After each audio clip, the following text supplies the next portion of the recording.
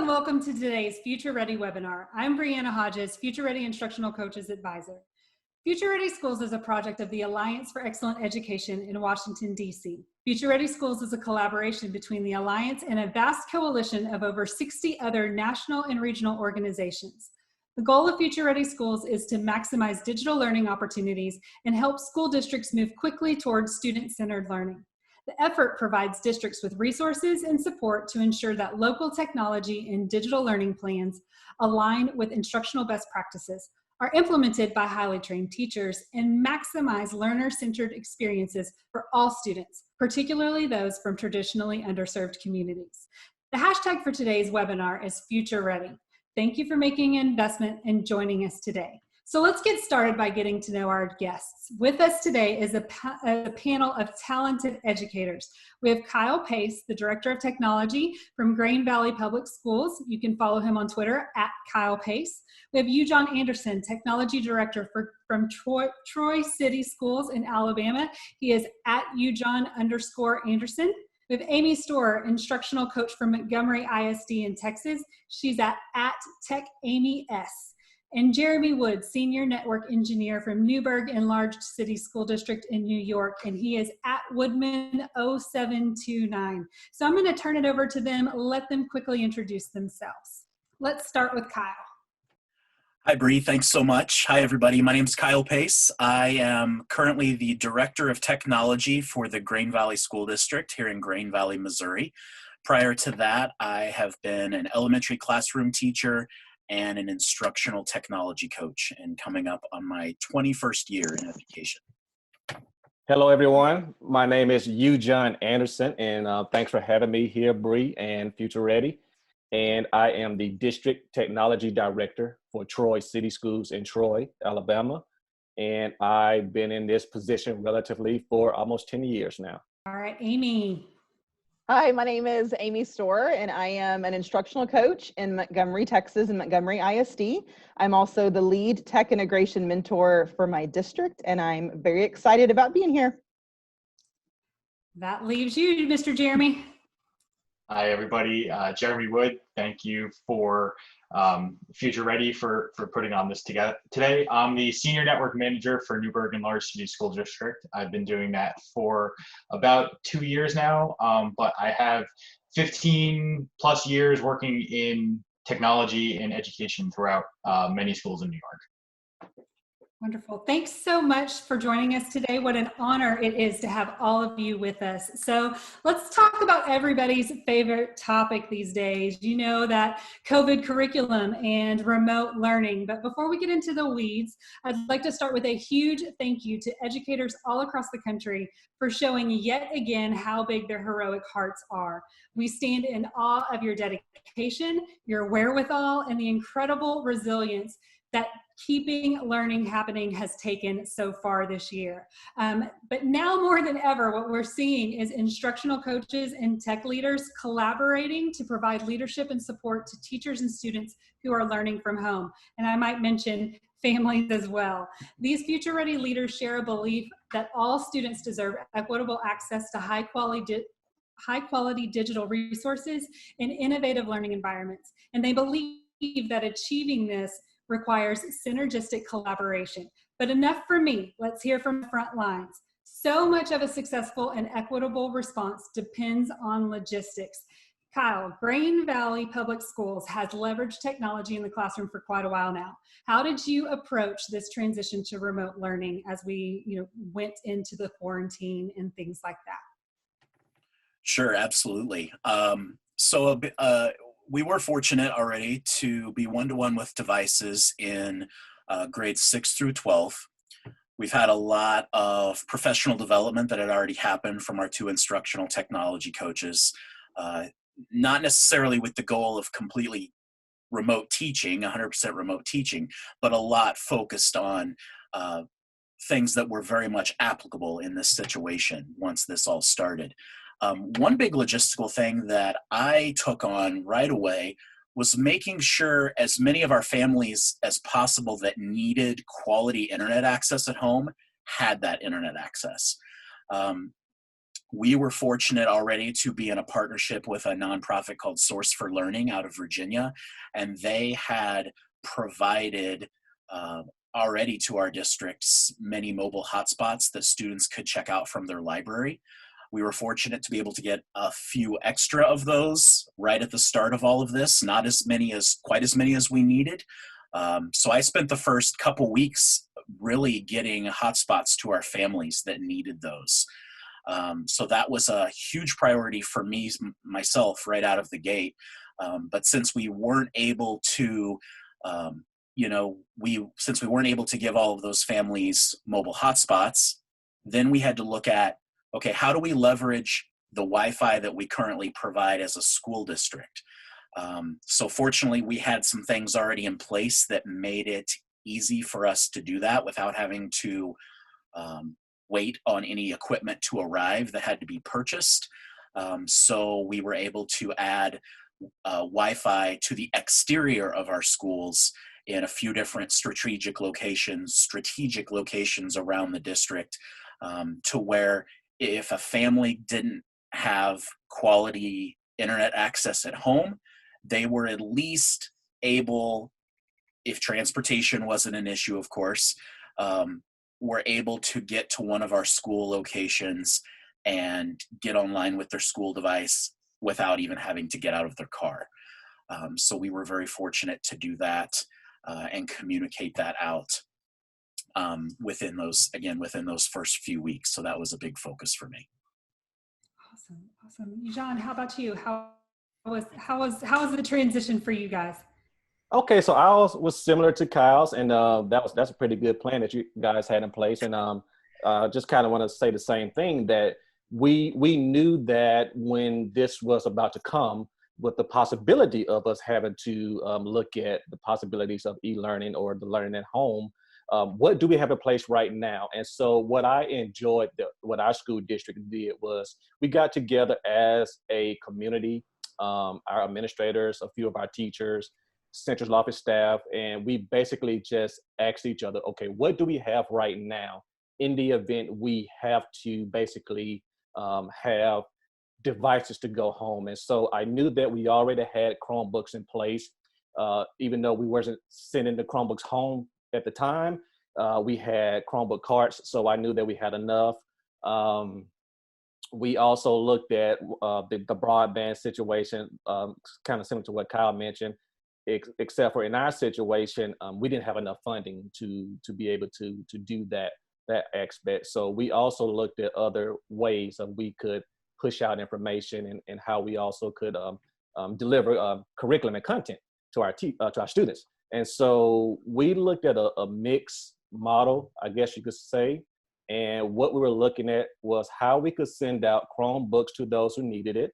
And if there were any other concerns that we may have, lack of internet or whatever the case may be, then we were looking at some type of paper packet model where we could send out, especially our lower grade levels, where we thought that was best for them to use that. And then I think the major thing in our plan, we had to make certain that we reached out to the community, because you can imagine with the information that was going out online and in the news, that on social media, you having parents and community members send out so much information to ask, hey, I heard about this, what's about to happen? And then you get message after message after message. And so what I told them was, let's create a COVID plan.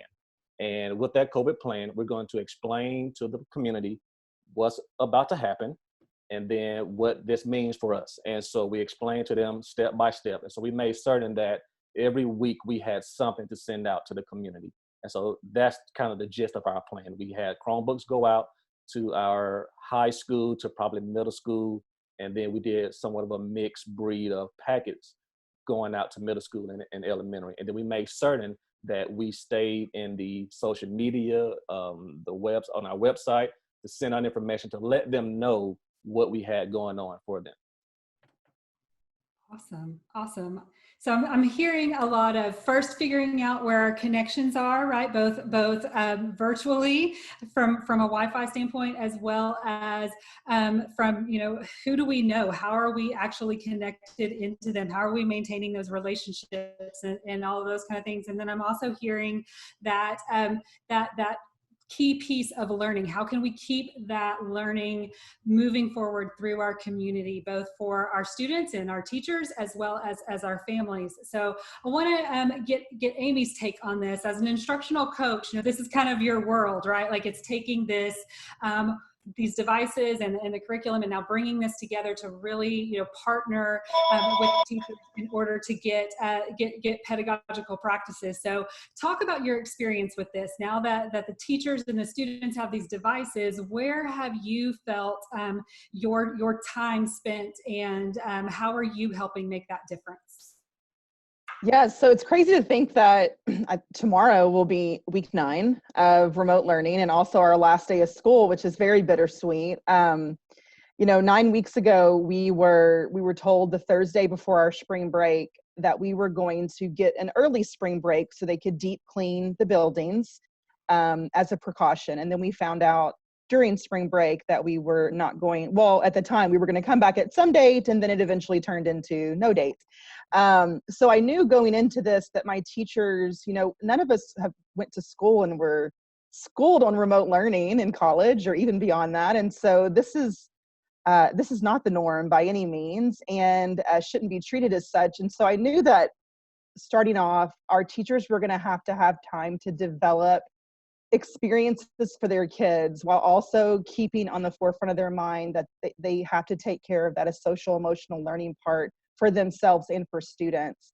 And so the instructional coaching team came together, and we each, looking back, it probably would have been a better idea to do the same thing across the board, but we were respecting autonomy of our teachers. And so we developed like a week 1 choice board for our kids. So that first week of remote learning, our teachers could come together as teams virtually and not have to worry about that part so much. Just connect with your families, connect with your kids, and kind of come together as a team to decide how you want this to go. And so we got week 1 under our wing, and then the weeks to come, like I said, it's just crazy to think that we're going on week 9 right now. But my job, my position in my district is like a sweet spot for me. I'm an instructional coach, so I'm curriculum, but I'm also the lead tech mentor for my district. We have a team of technology integration mentors at every single campus. We have at least one, sometimes more than one, where we used to be like the break it, fix it people, but now we're more helping and supporting teachers through tech integration.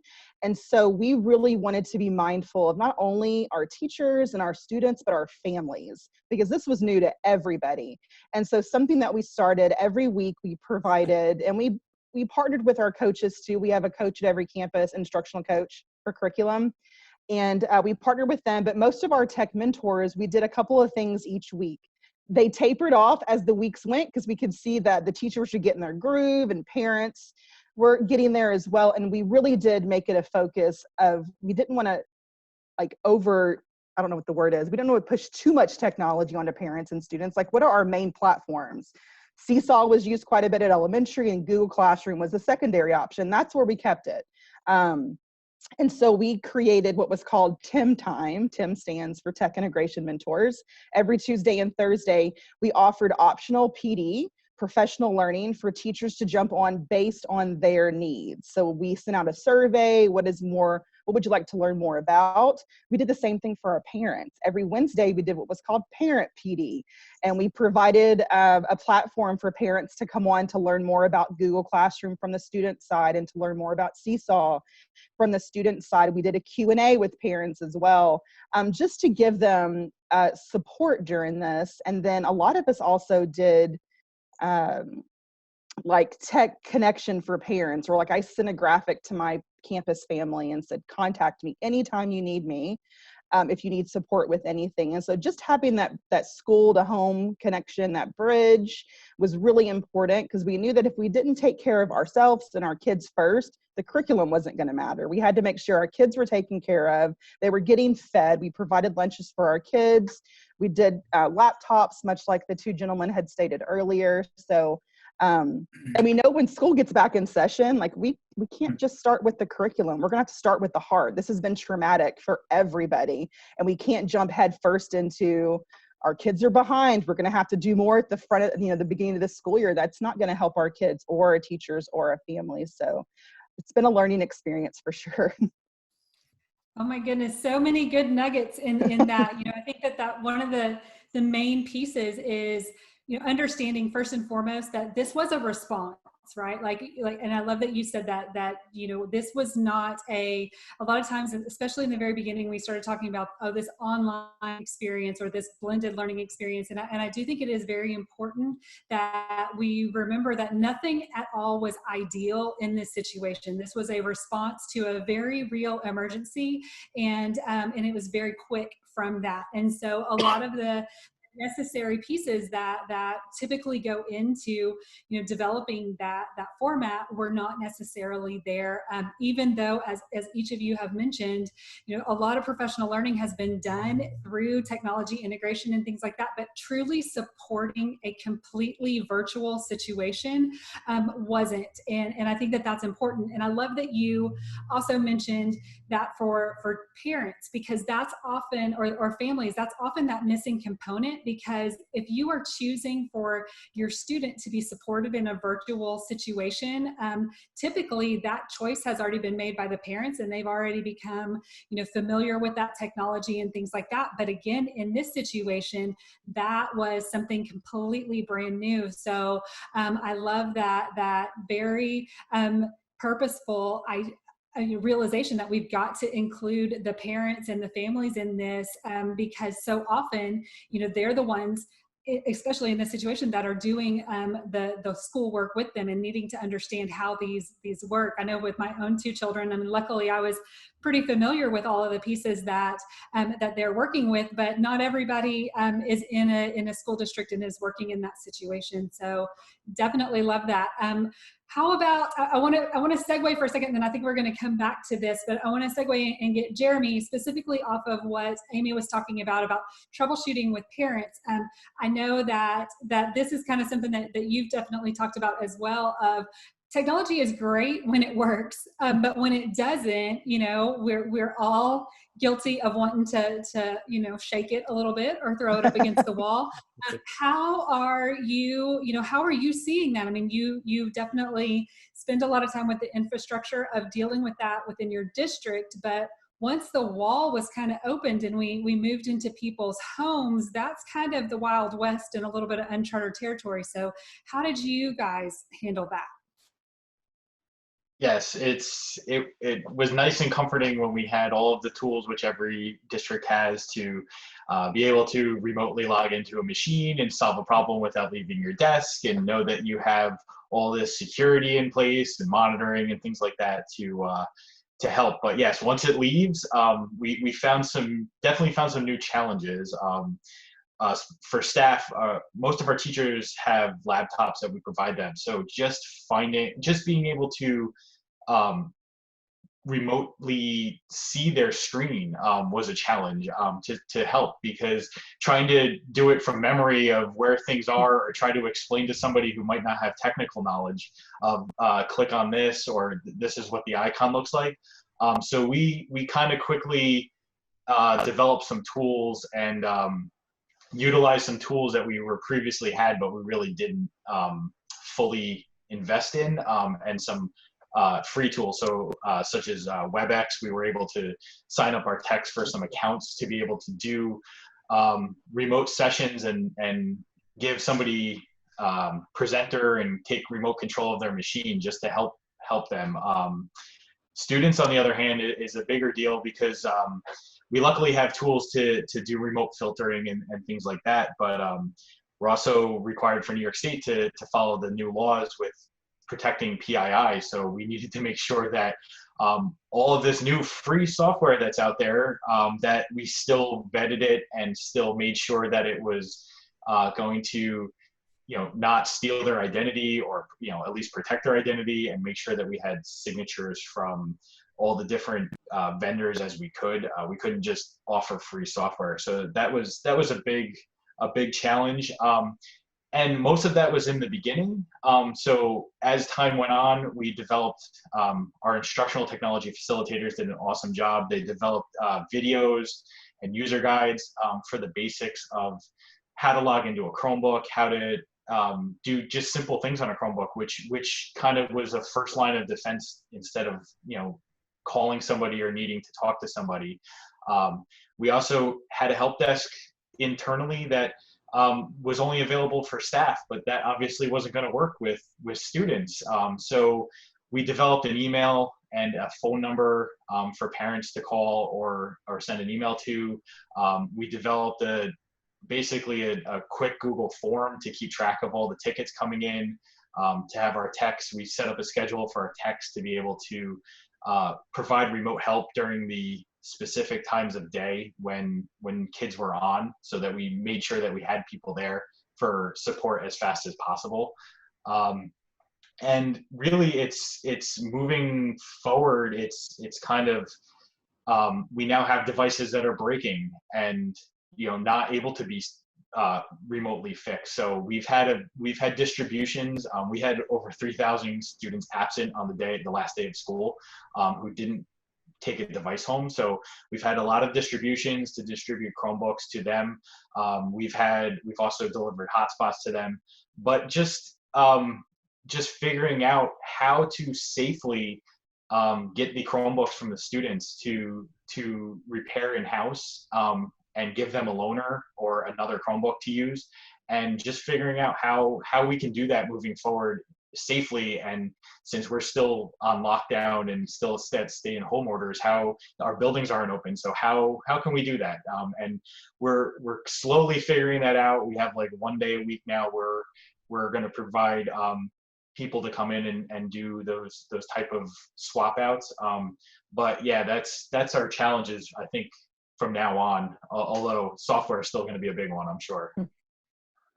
I think that, just from this conversation, if we didn't know it before, learning definitely takes a village, right? It's everybody working together in order to make sure that our students' needs are taken care of. And it's definitely a full-time job for multiple people, coming in here, and that collaboration is evident. And I commend each of you for doing such amazing jobs for your district, as well as for your students, of really keeping that in mind and having those conversations wherever you are, both within your district and across the country. I know you guys are a huge part of my PLN, and I've reached out to each of you on multiple occasions, and I know that we're all doing that all the time, is finding out what's working in this situation, what's not, how can we do things better. But I think that now that we're kind of at this part, Amy and I are both in Texas, and the end is in sight. Like she said, she ends tomorrow. My kids end next week. But we're at that part, right, where we've reacted to our situations.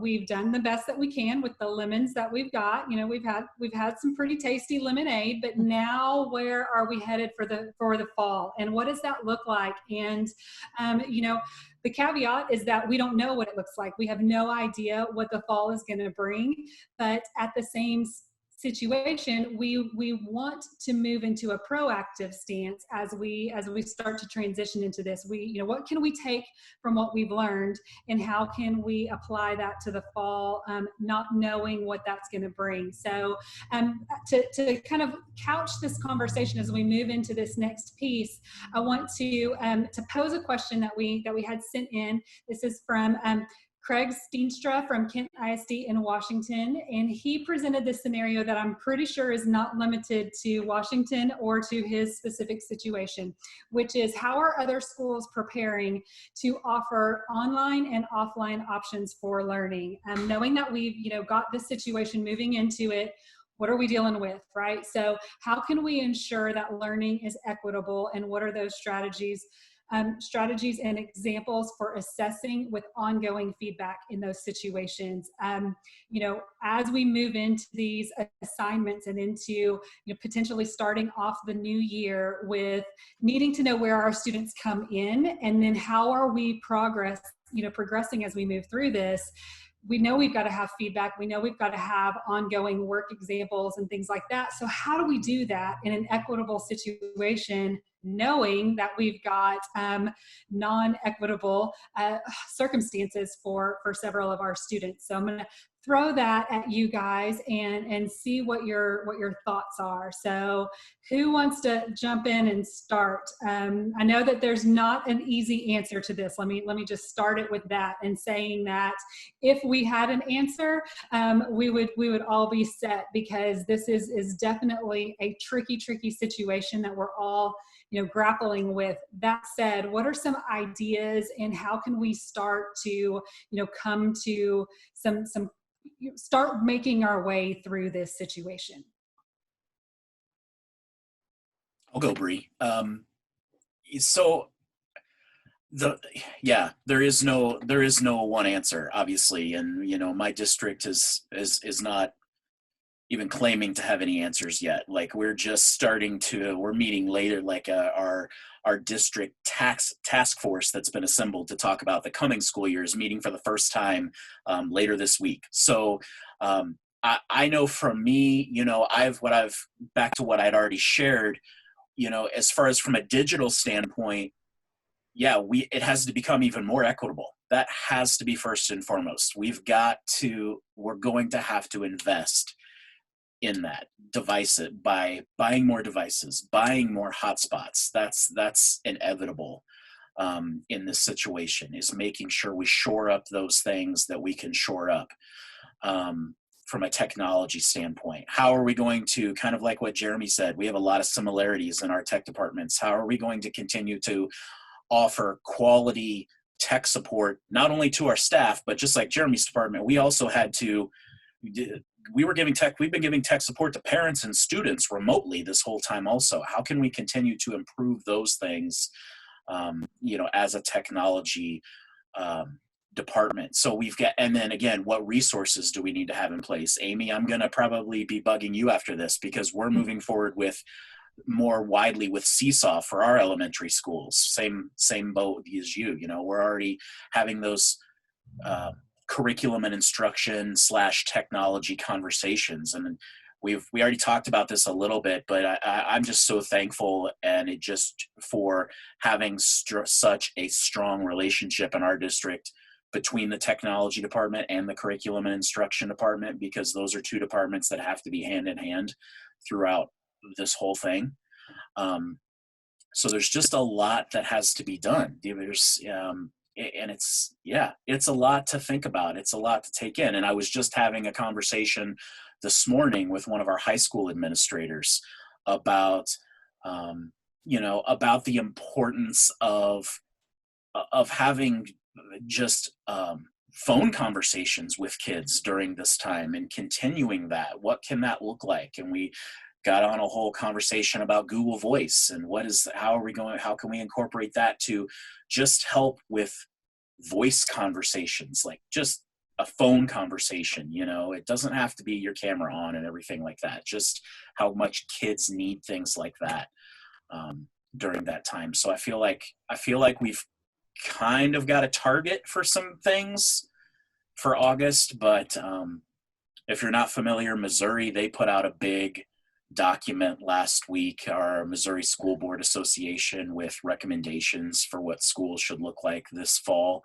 And it blew up all over social media, and the conversation blew up, of course, because nobody knows what they're going to do, but reading a document like that was overwhelming. And it gives everybody a lot to think about. There's a lot that has to be done. Yeah, we're the same as Kyle. We don't have an answer yet. Like, of course, we're all being optimistic, but we know what the future probably holds for us and our kids and our families.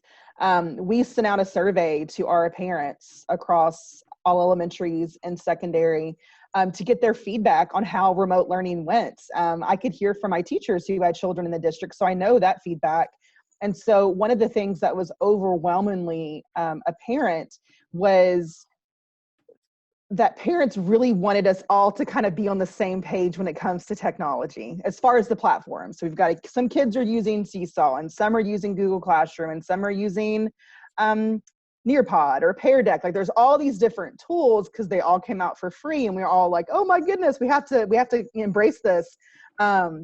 But less is more in situations like this. So a lot of them their feedback was, maybe it's Seesaw grades K3, and then grades 4 and 12 are Google Classroom. So scenarios like that. So I know our district's taking that into account because we know how stressful this has been on parents with the emails and the Remind 101 messages and the Seesaw notifications. And so moving forward, we have to consider all people, families, students, teachers.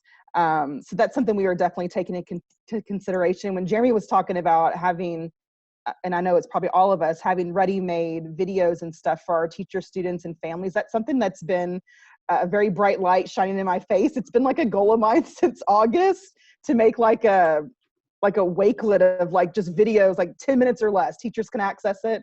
And so that's something that I'm really going to make sure happens, because that's been something, if teachers couldn't make those 10 times, they could always access the recording. We got good feedback about having recordings available. So moving forward, definitely, I will get that goal taken care of.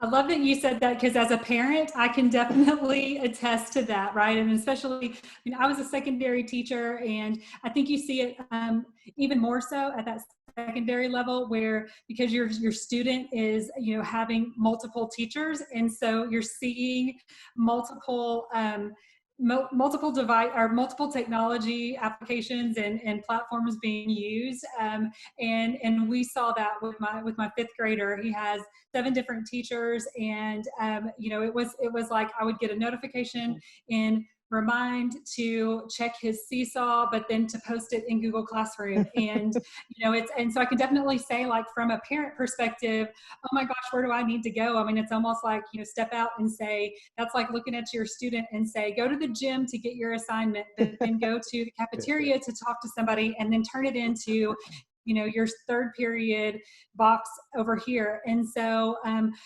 and I know from an administration standpoint, we've always wanted to encourage that autonomy and to say, well, whatever is comfortable for you, use that. Mm-hmm. But it's situations like these that give us that different perspective to go, okay, well, you know what? We might need to be a little bit more streamlined with our approach, just from a logistics standpoint, in order to make that a little bit more comfortable for people to navigate. Because just like we've all seen, our families, while they are the first teachers that our kids will ever have, they're also their teachers right now, and definitely those facilitators of learning. And so we have to help them get through this. So just wanted to throw that in there. Of, as a mama, I can definitely feel that situation coming in. So there you go. John, how about you guys? Oh, sorry.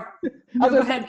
We don't use a password management system. That's changing come next school year, but we've never used one. But this has shown we have to have a password management system for teachers and for parents and students. So yeah, that's going to happen. Yes, that's absolutely right. So much is coming to light, I would say, with how everything is going. And so I'm kind of in the same scenario, where I think we're just in the collecting data stage right now, where we're just trying to figure out, like everybody mentioned, we're leaving the end of this school year. How did everything go? So we want to reach out to parents. We want to reach out to teachers and students. Okay, how did this go right now? And then now we're focusing in on, okay, now what is this going to look like for the upcoming school year? Do we wait to start school late, or are we going to start some type of hybrid online platform, and then are we going to kind of lead into going back into the classroom? But then the questions that I brought forth was, what if parents are electing not to bring their students back to school because they're afraid of what's about to happen? And so the approach that I've took, and this is just my technology director hat, of course, I wanted to make certain that we are looking to make certain that we do have enough technology for everyone. And just to give the example, I know that our district has put out a survey to just kind of get an idea of who all have technology, who all has internet at home.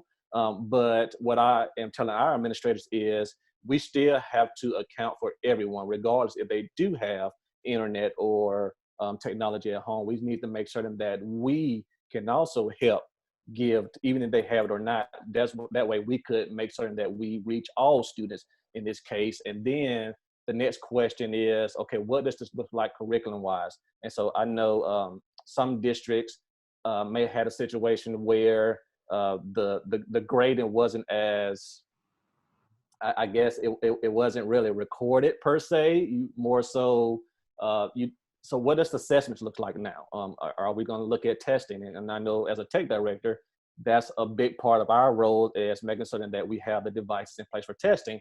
So with that being said, if there's a device that has to be used and it's a home device, how can we manage that? And so now we have to bring in those discussions. And so that's what we're doing right now. And so I know, just going back to the question that was asked, I just think that we have to start somewhere.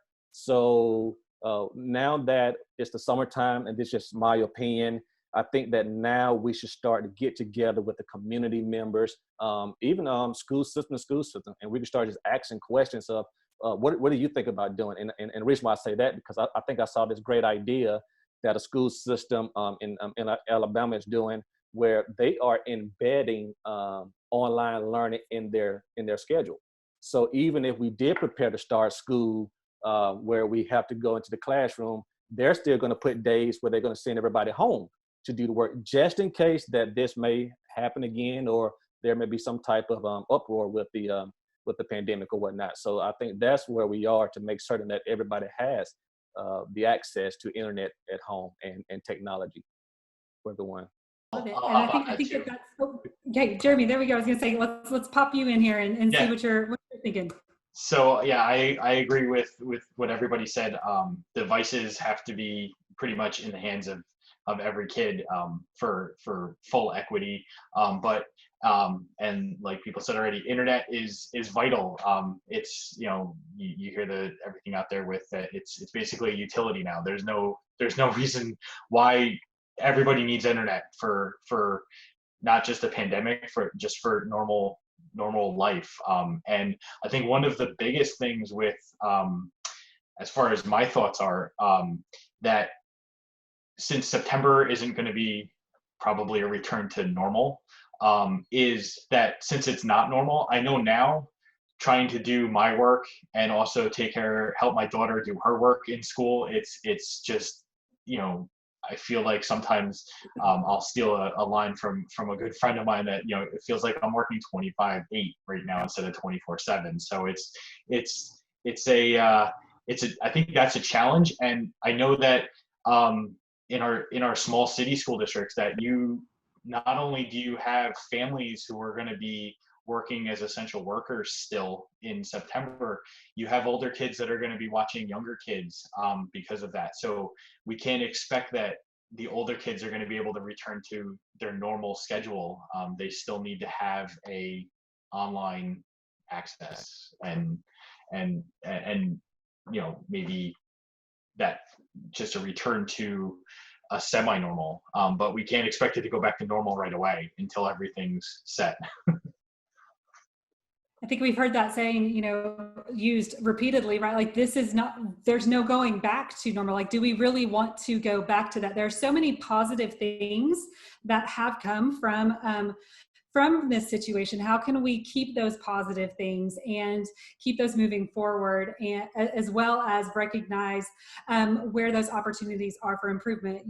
Repeatedly, what you guys all said, just to reiterate that, is check the pulse of what has worked and what hasn't worked right now, to see, to go back to Craig's question, in order to really be able to answer that question, find out what worked right now. And if you have students that are in your district that are relying on the paper, on those paper situations, then what worked well for them, what could have been better, what, from their perspective as well as from their teacher's perspective, and then how can we better meet their needs? Is it increasing a device load or Wi-Fi load so that way we can get something back in their hands, or do we need to rethink some of these situations? I think all of that is so important right now. I say this a lot of times from that athletic perspective of, you watch game film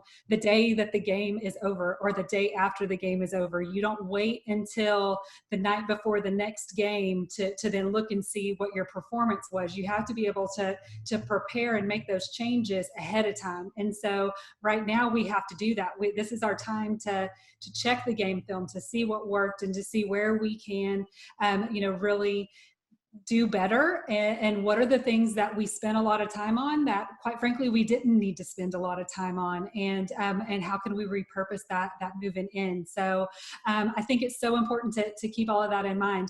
That said, the other thing that I heard you guys say over and over again is professional learning opportunities, right? And so this is that time where, Amy said it at the very beginning, of keeping things simple, and not trying to overwhelm everybody by saying, like, yes, there's 13,000 different things that you can do, but how can we, keep that simple by providing insight into what those things actually do. So putting that focus on the practice instead of on the tool, so that way they can better understand that. And I think that kind of also goes into answer Craig's question a little bit. If we understand what the practices that we're trying to do, then we can provide maybe more equitable opportunities, so that it's not just relying on a tool, but instead it's relying on the practice and the strategy as we come into that. So how are you guys approaching professional learning? I know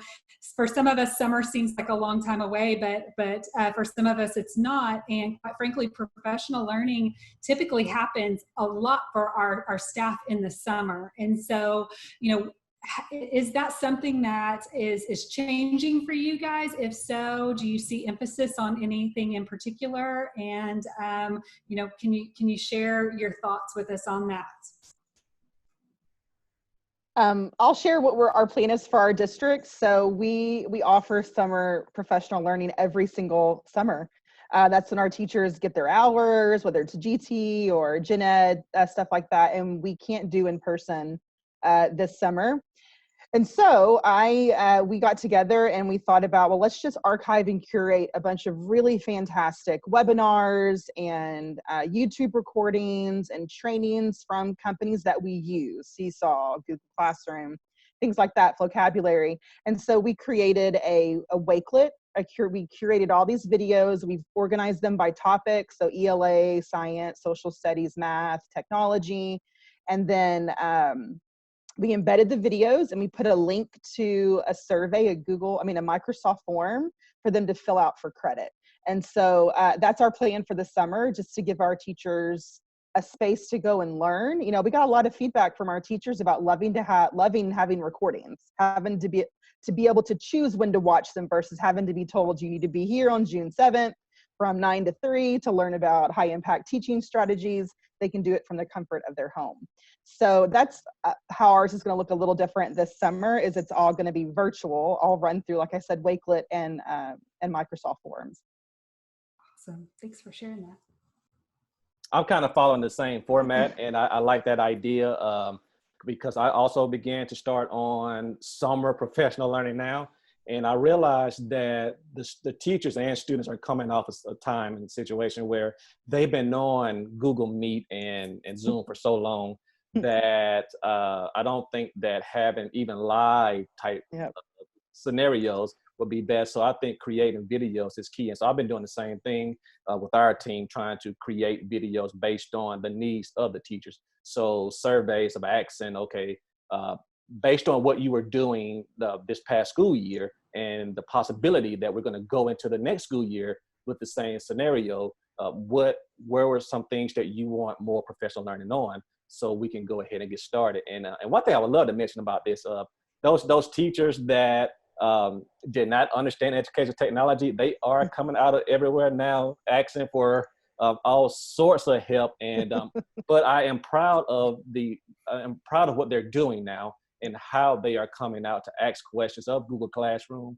And we mentioned Seesaw and how to use these tools. And I think like Amy said, to make sure that we stick with a few tools. Don't go all over the place, because the way I'm telling my teachers are that you have to understand that all these free tools, eventually you're going to start paying for them sooner or later. So let's just stick with what we know, and let's just come to a consensus of what makes sense to use in our classrooms based on grade levels. And so that's what we're focusing on doing right now in our school system.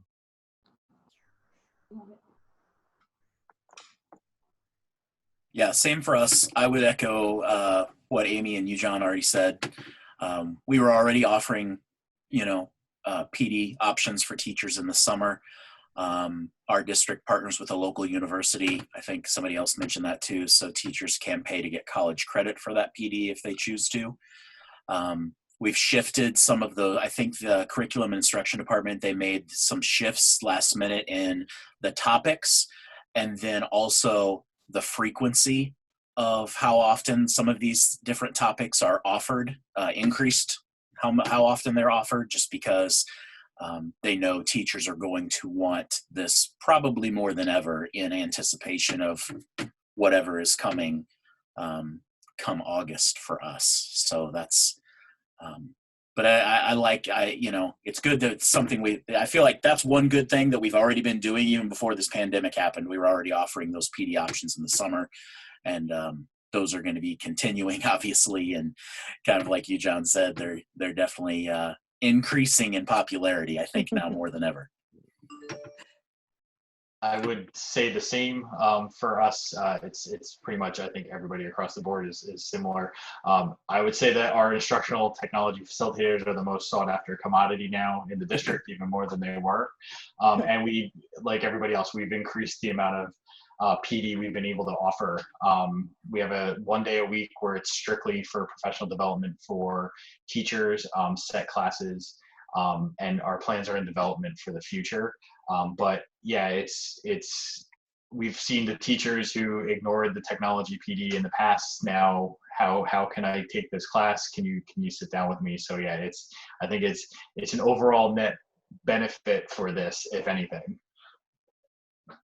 If you build it there, we didn't plan the pandemic this way at all by any stretch of the imagination, but we've all seen this. This is the nature of education, that something you only really want to learn it when you know you need to learn it. And when that relevance is there, then all of a sudden you know that you need to learn it. And that hopefully we're also taking that page from the playbook and applying that into our classroom. The relevance really drives that learning. And so, we're seeing that kind of come in across the board. So I think we could spend another, few hours, days, weeks talking through this. And like I said, we didn't solve any of the world's problems today, but we certainly gave it our best and gave a lot of great tips and tricks of things that are happening out there. I think that that's one of the things that, again, we really want to emphasize is you're not in this alone. Obviously, we have lots of people here that are weighing in on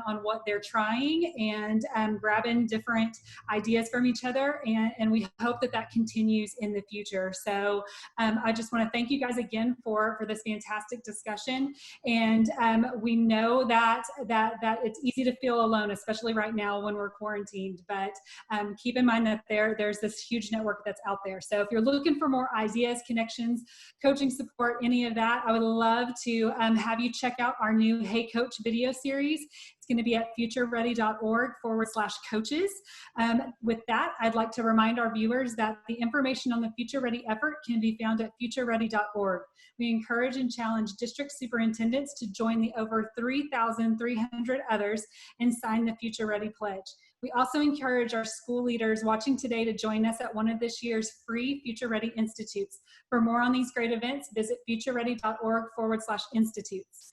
I also want to encourage our viewers to get involved with our growing strands, from district leaders to tech leaders, principals, librarians, and you guessed it, instructional coaches. We have vastly expanded the reach of Future Ready Schools over the past few years. Check out our private Facebook groups and ongoing activities to stay connected with those working alongside you throughout the nation. I want to thank all of our panelists, as well as to thank you, our viewers, for joining us for this Future Ready webinar. Don't forget to connect with us here at Future Ready on Twitter at Future Ready and on Facebook at facebook.com/Future Ready Schools. If you missed any of today's conversation, it'll be archived at futureready.org/webinars soon after this webinar. On that page, you can also see a list of upcoming webinars. You can also access the Alliance's YouTube channel there as well. So thank you for joining us here at Future Ready. Have a fabulous day, and we'll see you next time.